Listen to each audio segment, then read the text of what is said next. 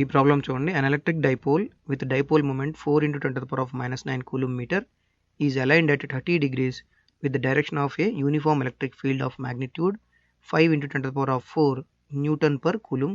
Calculate the magnitude of the torque acting on the dipole. Our motive is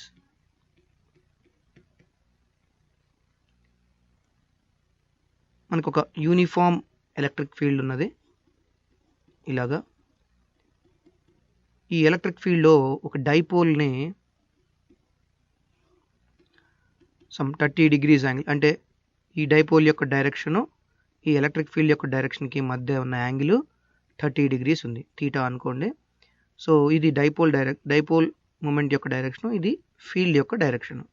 ఇలా ఉన్నప్పుడు ఈ dipole మీద act అయ్యే టార్క్ ఎంత అనేది మనం కనుక్కోవాల్సింది ఉంది. అదే మన మోటివ్.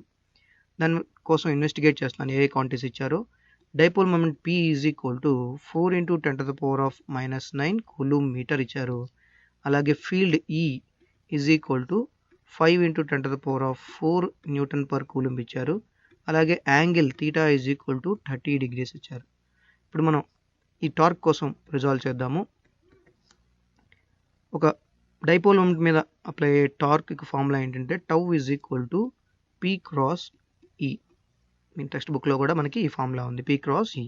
సో దీన్ని నార్మల్ ఫార్ములా రాస్తే PE sine theta that is equal to P వచ్చి 4 into 10 to the power of minus 9 into E వచ్చి 5 into 10 to the power of 4 into sine 30 degrees that is equal to 4 5s are 20 into sin 30 is 1/2 into 10 to the power of minus 5.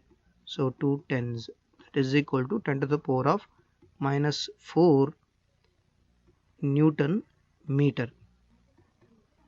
దీని యొక్క direction ఏది అంటే ఈ PE కలిగి ఉన్న ప్లేన్కి పర్పెండిక్యులర్గా ఉంటుంది. అంటే ఇక్కడ పైకి ఉంటుందా లేదా కిందికి ఉంటుందా చెప్పాలి అంటే మనం మన రైట్ హ్యాండ్ యొక్క వేళ్ళని థంబ్ తప్పక మిగిలిన వేళ్ళని P వైపు నుంచి ఈ వైపుకి టర్న్ చేసినట్టుగా మడిచినట్లయితే మన థంబు ఇలా కింది వైపుకి చూపిస్తుంది. అంటే టార్క్ యొక్క డైరెక్షన్ ఇది. ఆ థంబు ఉండే డైరెక్షనే ఈ టార్క్ యొక్క డైరెక్షన్, రిజల్టెంట్ వెక్టార్ యొక్క డైరెక్షన్.